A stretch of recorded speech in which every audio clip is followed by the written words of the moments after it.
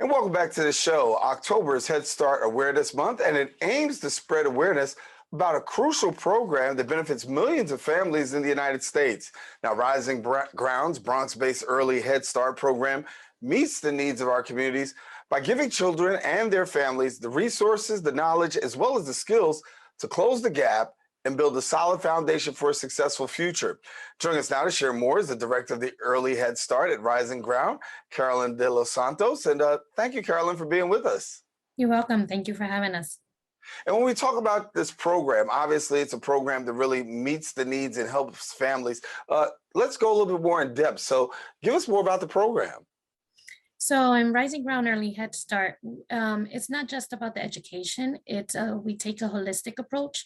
So it's about the whole family. So what is needed in order for the child to strive? So is there a health need, a nutrition need, education for the families, if it's housing, so whatever resources the family has that they're struggling with, we're here to support them and give them the resources and guide them in all their needs.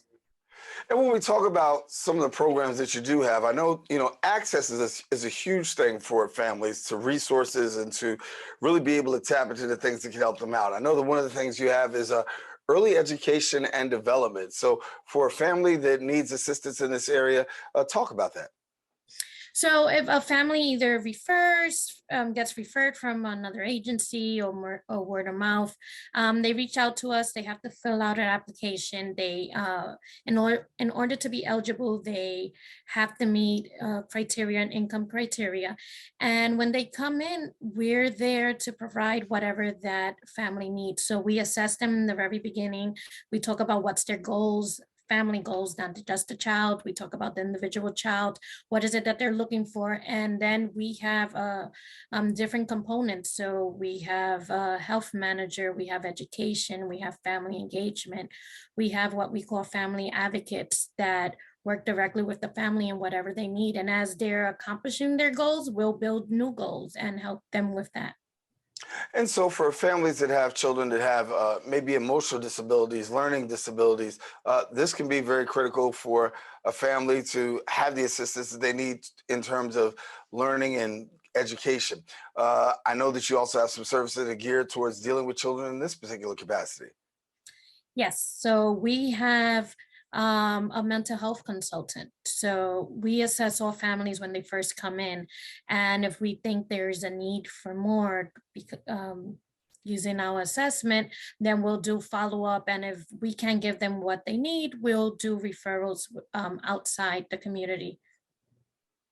And so for yourself, I know the opportunity to really be of assistance to families is very critical for the work that you do. Is there any particular program that you see more and more families and youth gravitating to these days? As a need for the families, immigration is a big one. Housing is huge. Education for the families is always for mom or dad. Job resources, just helping them do a resume. It could be as simple as that. And it's something so simple, but yet and still so many people stand in the need of this kind of assistance. Yeah. And I'm grateful to have you here to be able to talk a little bit about that. So for families and youth, that support system is really critical. Walk us through the work that your staff does and really helping them to enrich their lives. So when they first enroll with us, we do what is called a family assessment. And one of the things we ask is, how's their support system, if any? What are they looking to do? What is the family goal?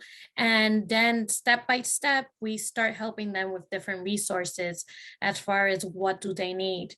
And we follow up with them on a minimum once a month to see where they at with that goal, what they need, what else could we do. If we have to walk them to a medical clinic, we're there to do that with them. And we have to go with them to a food pantry, we're there for that also. Yeah. And so referrals are very important because I know that's how also sometimes your clientele comes to you. Give us a little bit about where your referrals come from so that way you're able to service your clients.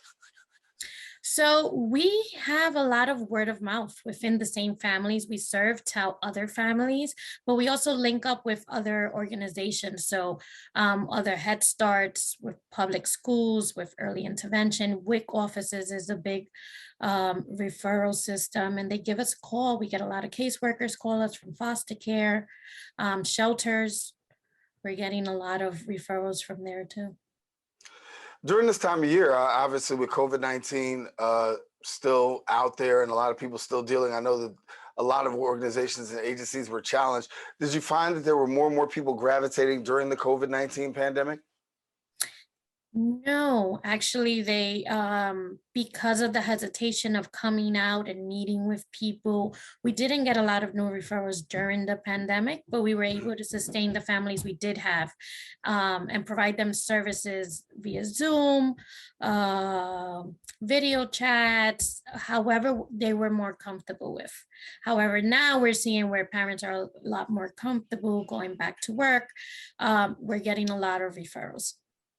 And so for a family that's out there right now and they may be watching and they're saying, listen, you have some services that may be of need to them. What does a family do if they want to get in contact and get registered? So they could give us a call. You could call me personally at 917 or you could email me at cdelosantos@risingground.org. That's very good. And so want to make sure that families have an opportunity to really be able to take advantage of the services. I did see a service of note that I want you to elaborate a little bit more on, and that's your home visiting early childhood program. Can you tell us a little bit more about that? Yeah, so at Rising Ground Early Head Start, we're fortunate enough to have a home visiting program. So different from the center environment that we're used to know in early childhood.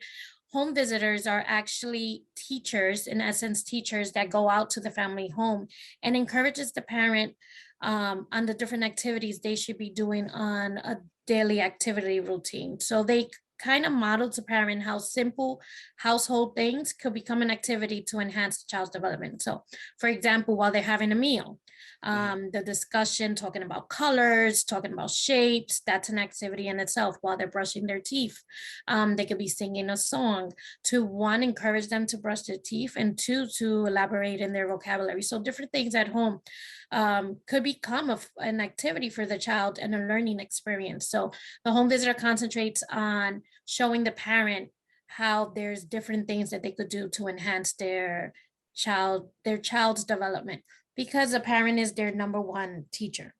Uh, Well, Carolyn, a lot of services that are available and offered, and hopefully some of our viewers will be able to take advantage of the services that you provide.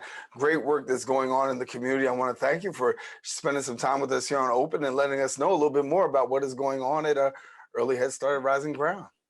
Thank you.